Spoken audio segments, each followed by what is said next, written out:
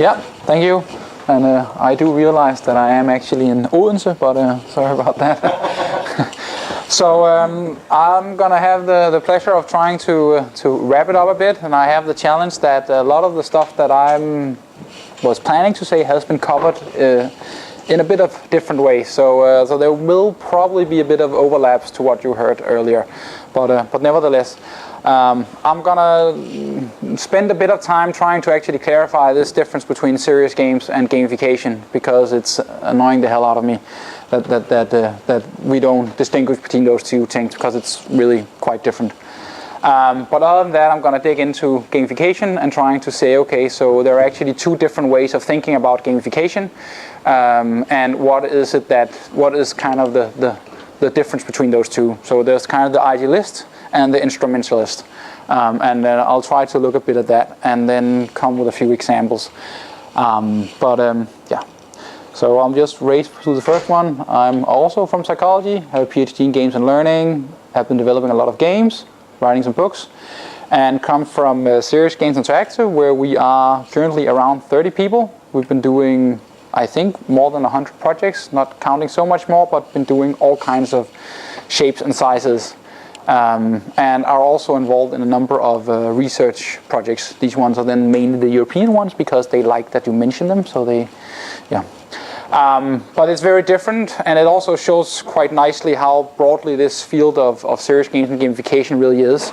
This one in the bottom is basically trying to use gamification for getting better use of water usage and behavior around how you use water.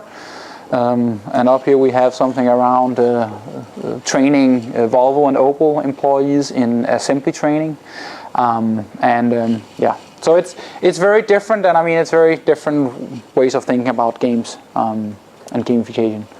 So just a very quick thing. This is gonna be a quick one. This is some of the stuff that we've done. I'm not gonna talk about it, but basically to show you that there are a lot of different forms and a lot of different mechanics. There's different genres, there's different target groups, there's different purposes. This field is really, you know, very, very different. So the point is basically to dazzle you with all the complexity. Oh, this will skip. We won some awards. So basically, what is a serious game? A serious game is a solution that uses game mechanics and game technology for more than entertainment. So that is a very broad and pretty well recognized definition. If you turn that around, then you have gamification. So serious games and gamification is the same, just opposite. And I'll dig into that a bit later. But serious games have all these kind of areas around it, and it makes a lot of sense to just remember where we are, because sometimes we're kind of more talking about video games, like, you know, game design. And sometimes we're much more in the e-learning space, sometimes it's more the form and the visualization, sometimes it's simulations, and sometimes it's more in the human resources department, and sometimes it's game-based learning. And all these, they talk about this field in different ways, and they focus on different things. So, for example, these ones over here, that's very much the military tradition, this is much more the school tradition, this is much more the corporate tradition, this is much more, you know, less about the mechanics and more about the form. This is very much the mechanics, this is a combination, etc., etc. So it's just to give you an idea of the breadth of it. These are the major areas where you use gamification and serious games. So you've already alerted. This one has not been mentioned yet today. This is the biggest. So that is both actually in pretty much everything. The military is. Oh no, that's my secret question. Do I get to ask a question afterwards also? You can ask a question afterwards, yeah. Okay, so I've got to do it a bit differently. Okay. So most of you probably have a smartphone. So the question is, what was the first place that you used games in formal education in the world? And I can reveal that it's more than 200 years ago. So if you can Google it, then you probably won't hear much of my talk. But that's a really, really nerdy question. But I'll come with a cheaper one at the end if nobody has that one. So the core of serious games is basically you have different ways of approaching the game mechanics and the learning potentials. So I usually try to kind of say, okay, it's a method for accelerating learning and communication, leading to better retention and transfer. And you can use 3 different genres to get this result. And they're very different. So it's like comparing soccer with Monopoly with the theater. So it's kind of like, this is theater, this is Monopoly, and this is soccer. So obviously if you kind of try to apply the same rules and the same kind of perception of each of these, you will get into a lot of trouble. And if you try to learn something with one genre that it's not very useful for, then you will also get into trouble.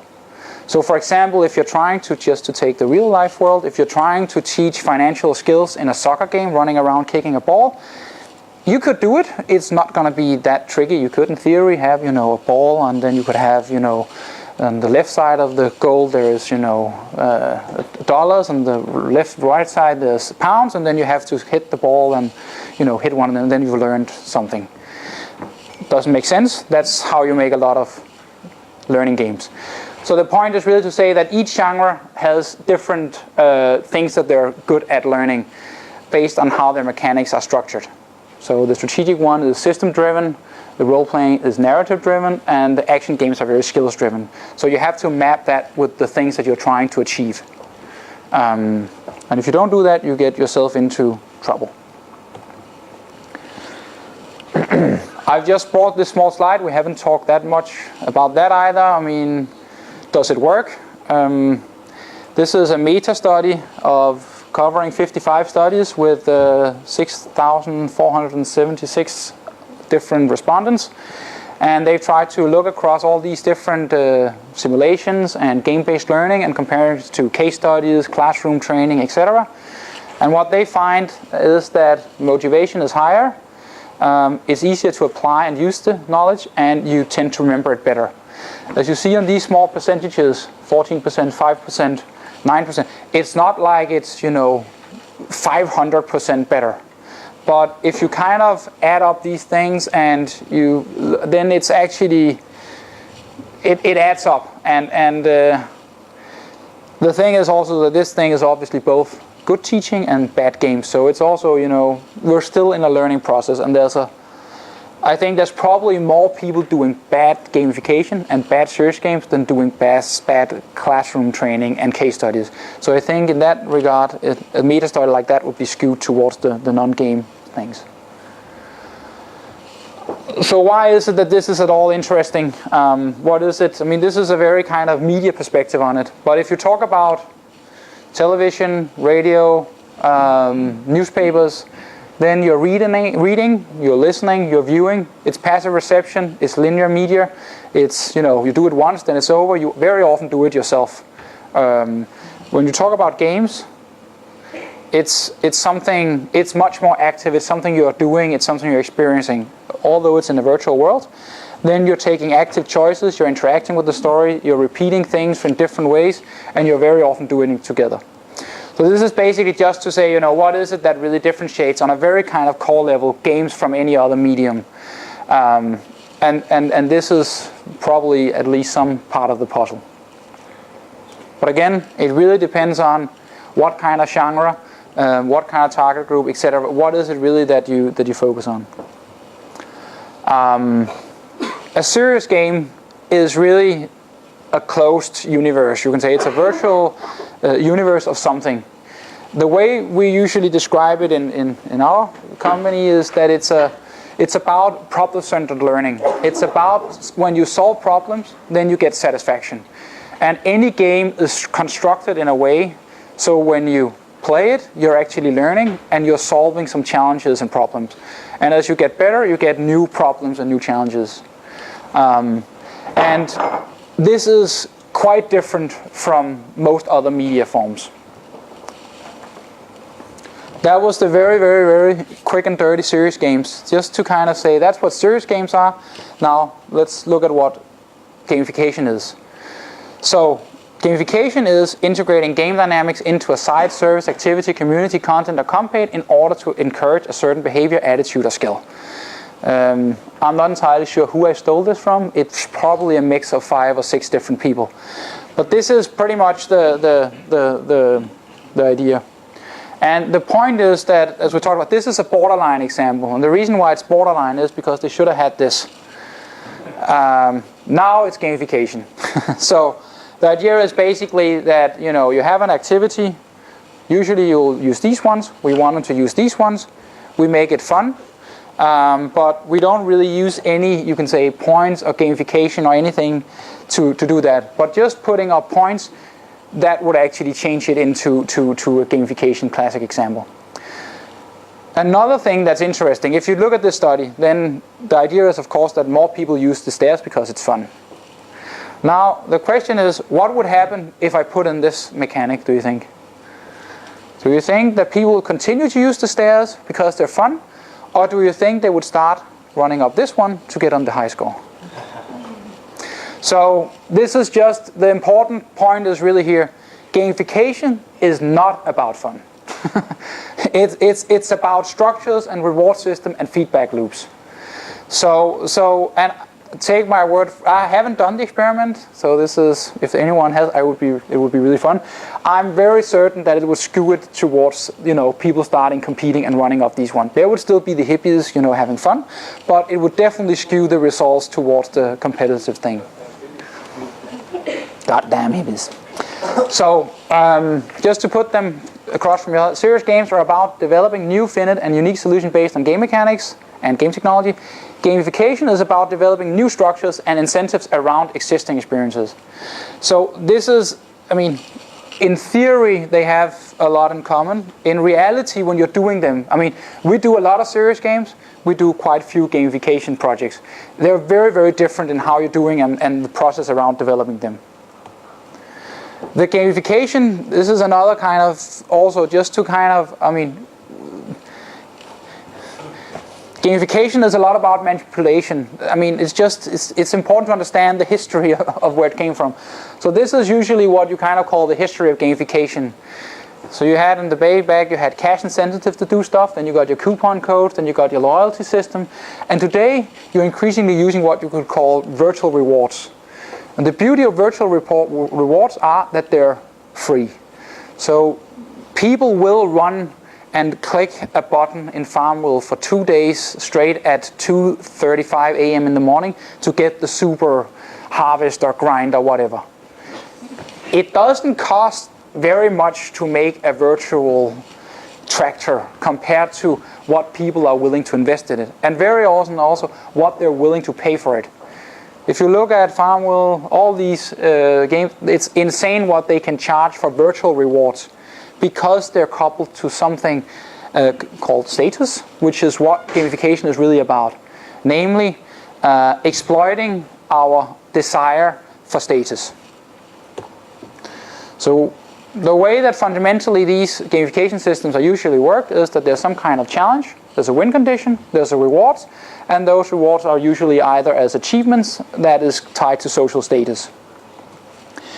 If we look at the two schools of gamification, then you can say that there are what I call the instrumentalist, which will basically just say, we'll just do like, oh, can I go up here? Maybe not. Oh, we'll just do like, we'll just set up any challenge. It doesn't really have to be hard. It can be fucking anything. You know, push a button, you get a reward. These games have been made as a satirical comment to the weaknesses of gamification, where you basically push a button, get a point, push a button, get a point, then you level up. Now you have a game and you have gamification because it looks like a game. So they will basically say, you know, don't worry about whether this is challenging, interesting, have any game mechanics in place. Just put up the points, put up the badges and the leaderboards, and we're rolling. The beauty of that is obviously that it's a plug-and-play system. You know, you have a website, you roll in a points layer. If people click on brownies, they get 1 point. If they click on cookies, they get another point. They do all three of them, they get a combo, and they win a 10% discount code to buy more stuff within 6 hours, and they will tend to do it because now they got a reward and they're forgetting that they're actually using money or whatever you want them to do.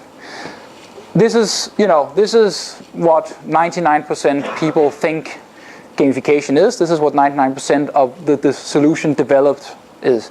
The idealists are the hippies, academics, the people like a bit like me that tends to think that these ones are a bit ignorant in their approach.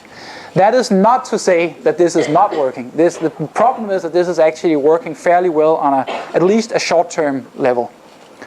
But it is also, yeah, I'll come back to that. It's also very, very dangerous on a lot of level, but I'll come into that. These are the key rewards from an instrumentalist point of view. I think this is Gabe Sigerman that's also have something that looks like that. But basically you have your status. The status gives you some access, some power, and potentially some stuff. What is interesting is that this is by far the most powerful reward you can deploy in these systems. Also because they're cheap, but also because they're cheap and they give something. You know, you want to be seen as the cookie monster by your friends if you're into cooking. And it's very difficult to duplicate that with stuff. Then it tends to get very expensive quickly. So this is very effective. The second one that is also very is access. People like to feel that they get access to special stuff.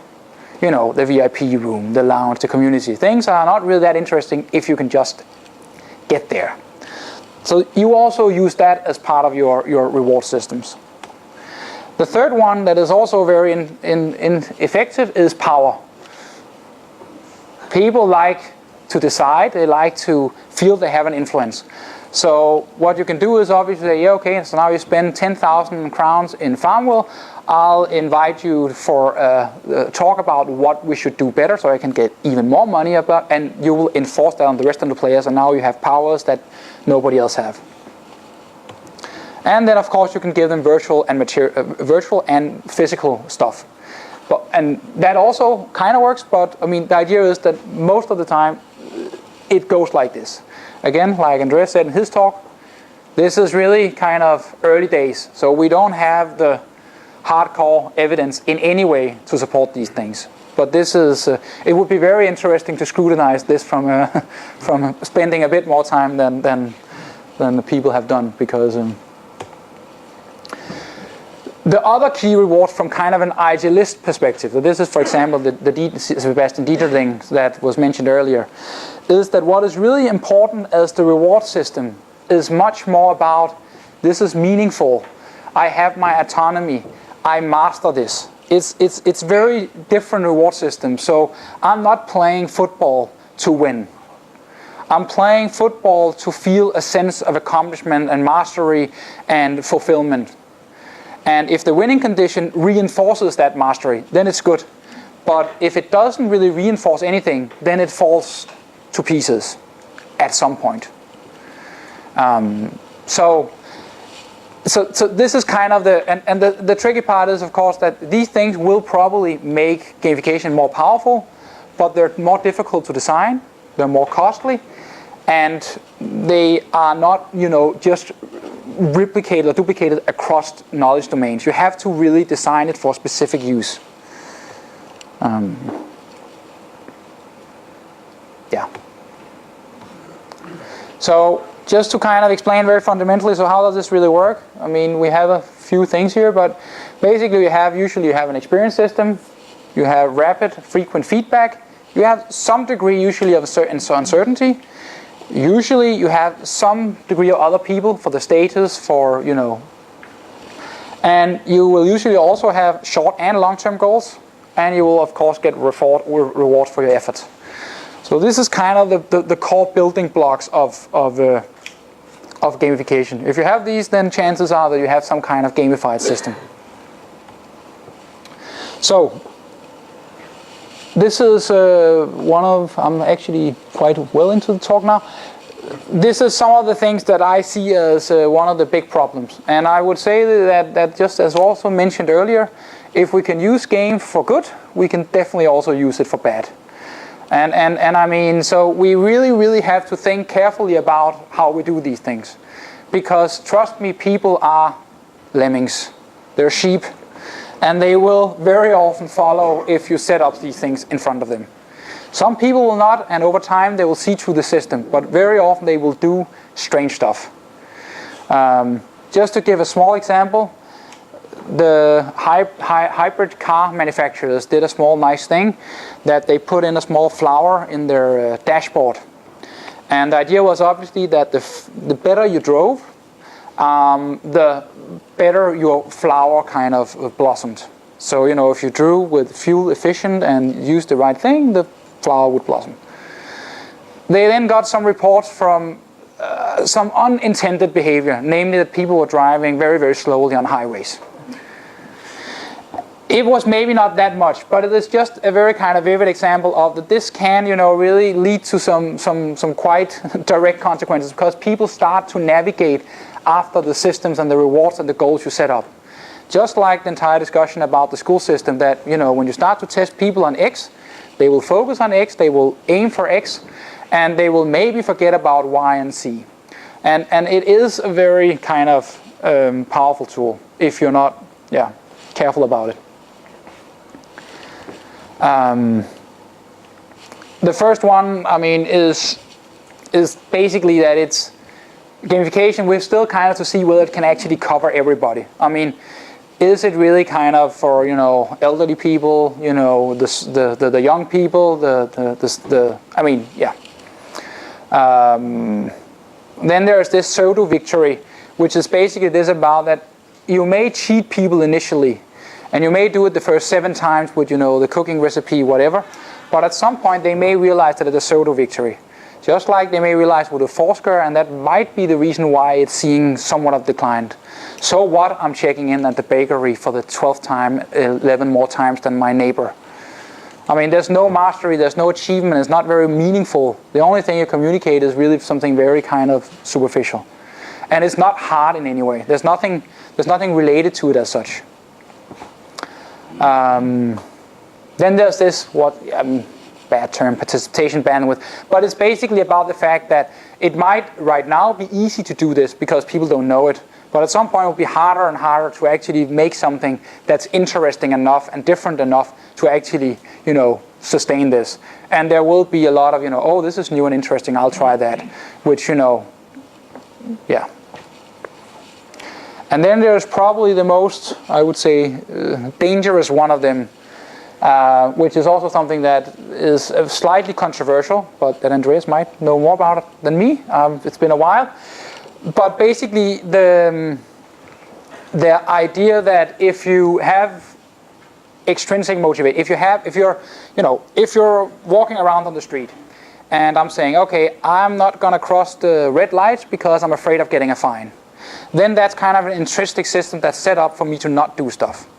There are indications that if you set up these external signs, then it may undermine your internal, you can say, control systems and your intrinsic motivation for doing it. So you're not doing it because it's dangerous or because you think it's a good idea. You're doing it because someone's telling you to.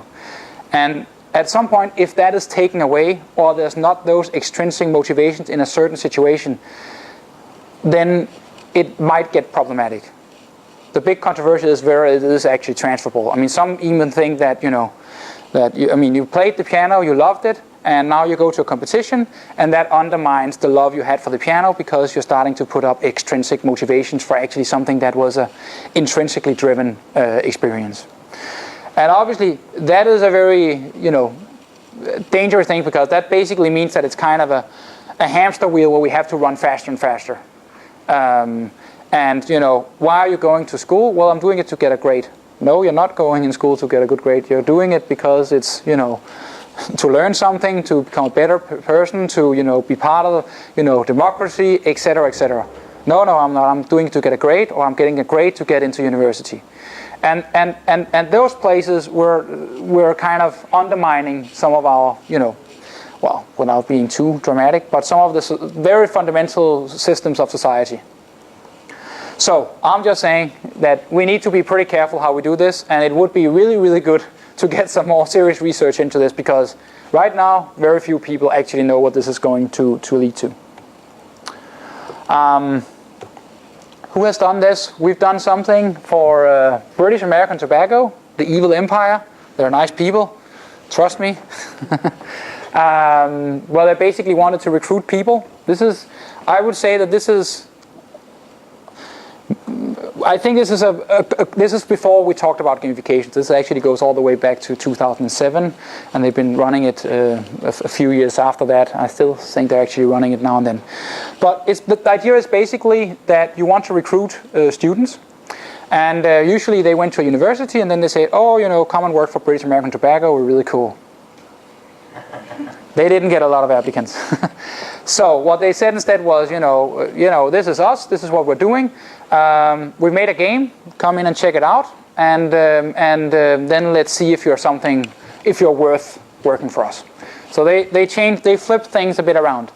And what we basically made for them was we made a business case challenge. So basically, you come in and you pose a business case challenge like, how do you marketing a product that you can't market because it's illegal, tobacco. And people then had to collaborate and compete around coming up with responses to those challenges, and they had to give each other points and, you know, likes and all these things.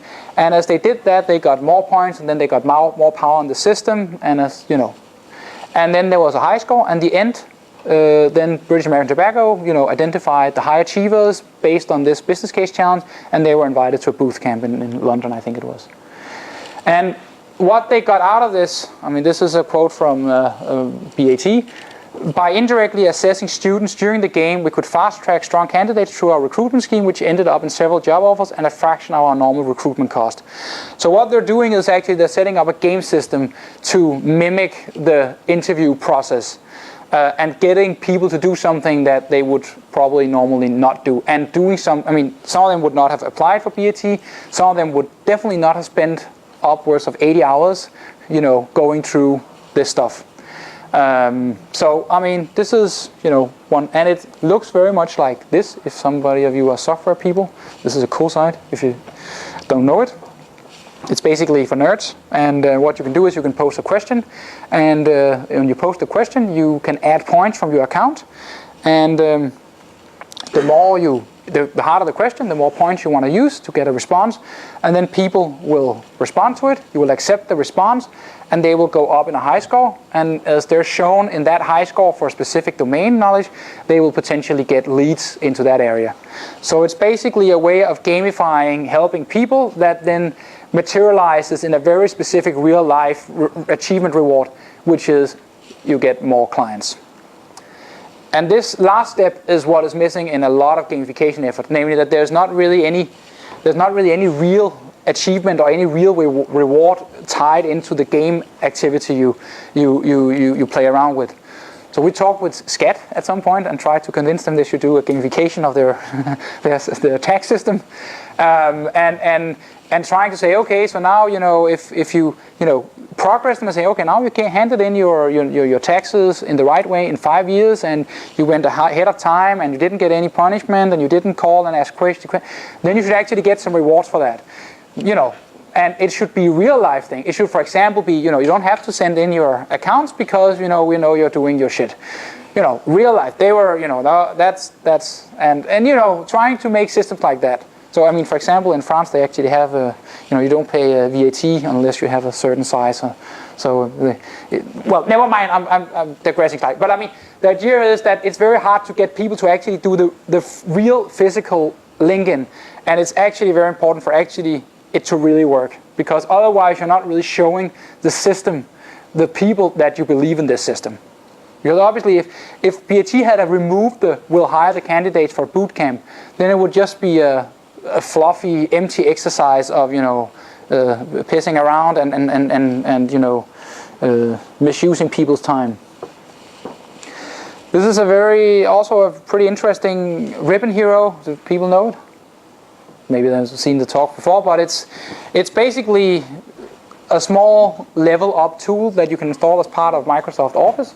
And when you do stuff like small tutorials, then you get points.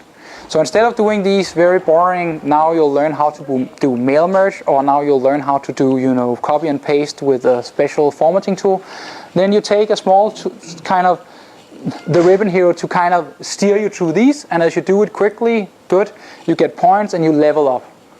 And they got pretty good response, and the most interesting thing, talking about maybe Andreas's point about form, is that Microsoft Office was seen as an innovative, interesting, and cool tool. I don't know how many see it as that. That's not usually the the case. Another kind of, now I can't remember the numbers anymore by heart, but the idea was basically that you put up a speeding sign as always, how fast are you driving, and then you said instead of just getting a ticket, then you also said if you actually keep the speed, then you actually is part of the lottery for the people that did speed. So instead of you pay 2,000 crowns if you speed, then you actually also competed for those 2,000 crowns that went in if you drove as you did. Within the limits. And that actually had a huge impact in terms of how fast people they drove. And it's just a very, very simple game mechanic. Basically say the goal is not only to drive within the limits, but also if you drive beneath the limits, you actually also get a positive reward. So instead of only having negative rewards, you actually also get positive rewards. Salesforce is a big training tool. They also use it a lot. It's used a lot along with salespeople. The dashboard thing, I've already covered that. And then there's the also from the fun project, which is well, you can almost see it, but basically the idea is that instead of going down with your empty bottles and recycling them, which is not the most impressive thing in the world and most fun, then you can play this game where you have to throw them in the right places and then get points for how fast you do it. This is actually, this is also from the fun theory, but this is actually much more game compared to the stairs and the escalator. Yeah, how to get started, and just based on what I've said so far, really kind of be very, very precise in terms of what is the target behavior change, and then create the game challenges and targets around those. It has to be really well thought through. Create good feedback loops for rewarding the right behavior. Create status achievement system for recognizing winners. And you really have to involve in that process not only game people, but also people that really understand the domain. Because otherwise you won't be able to identify and create those challenges in a meaningful way. Then it might be too easy, too hard. Or it might be the wrong challenges, or it may steer just a bit too much to the right. So it is a very kind of creative process where you kind of have experts, game people, business people potentially figuring out what is it actually that we want to achieve here, and then being very kind of focused on that, rather than getting, which very often happens, being distracted by, could we also do X, Y, and Z, or couldn't this be fun? Really kind of being very precise and strict on what is the target. So the wrap up, it appears to be working. It's not research solid yet, but there are some promising trends also from related theory. We have to some extent always been doing this. If I have my 5-year-old daughter that doesn't want to take on her clothes, then I say, let's see who gets it on first. And then suddenly, by magic, we have a small competition, we have a reward system, and then it speeds up the process sometimes. Sometimes you're cheating, or I'll always win, or something like that. And then it doesn't work, but sometimes. It's more tricky than it appears, and we have to be very careful. There are some pitfalls.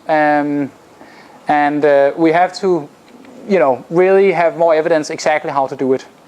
And remembering it's about bringing the engagement to the product, not the product to the engagement. And this is really the main difference between serious games and gamification. And don't try to do both in the same product. I think that is a very bad idea. So this is these two compared to each other. So I'm repeating myself a lot, but basically that's kind of the wrap up. I'll put the slides on somewhere, so this is more for your own kind of reminding. Oh, that's not supposed to do. This is the company. This is some games we've been doing. This is my blog. I'll put the presentation up on my blog.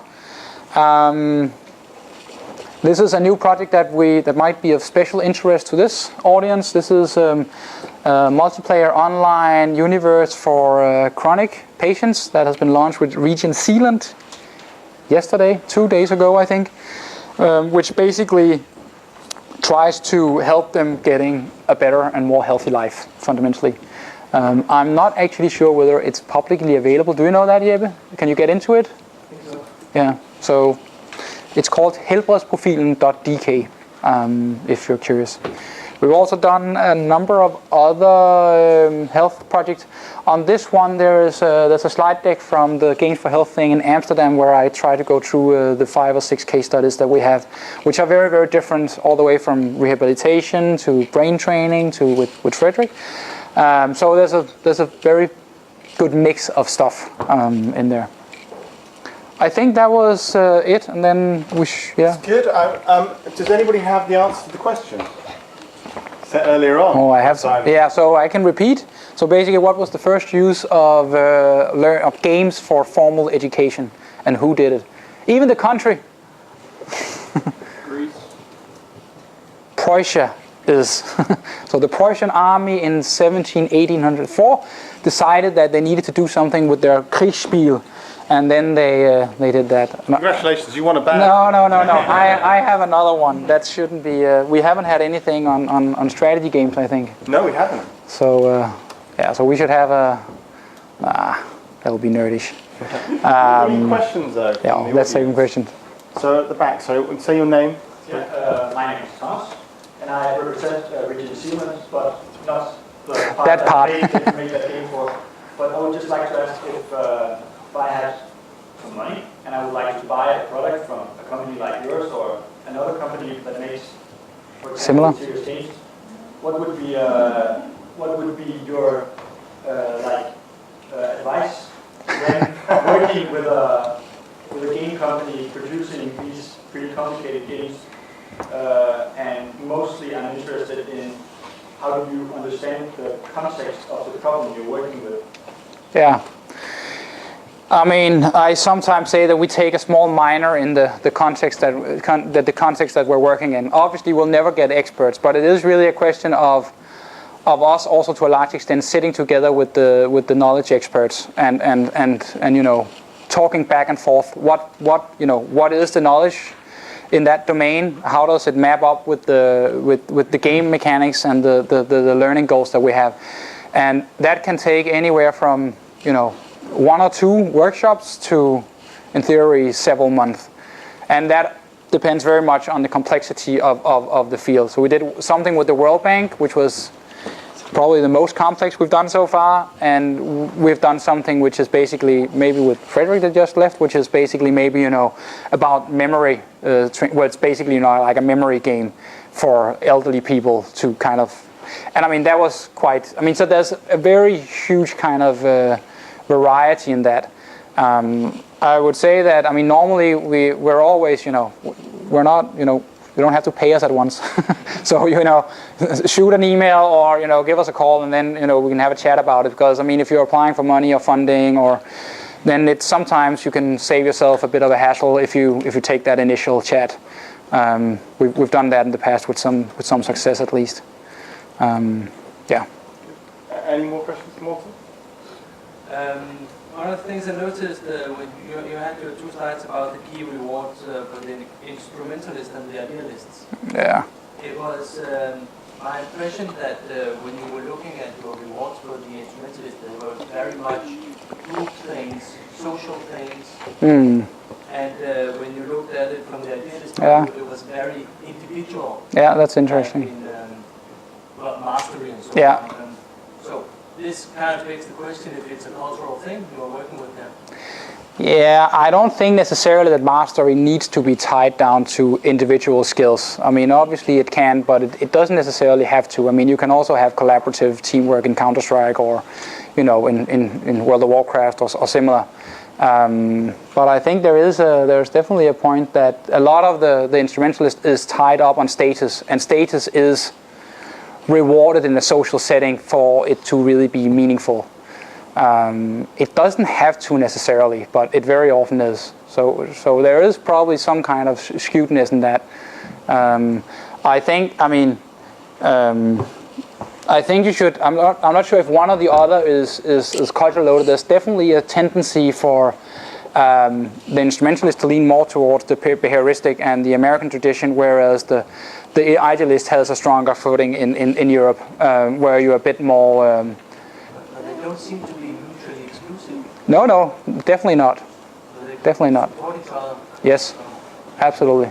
And I'm not saying that necessarily that one is better than the other. It's just doing different things. It's different tools in the toolbox. Yeah.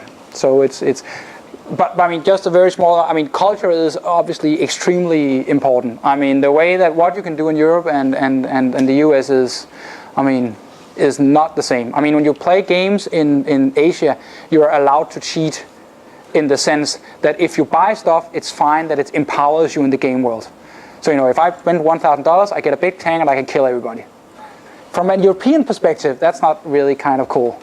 But from an Asian, it's more okay, because it's basically, you know, communicating your status, and, you know, you earned it because you earned it. I mean, then, you know. So there are some things going on basically on those cultural. I think we're going to take questions in coffee and stuff afterwards. I think so. There's coffee and cookies outside, and I think a lot of people are looking like they want to just jump up now. But I'd like to thank Simon. So round of applause, please.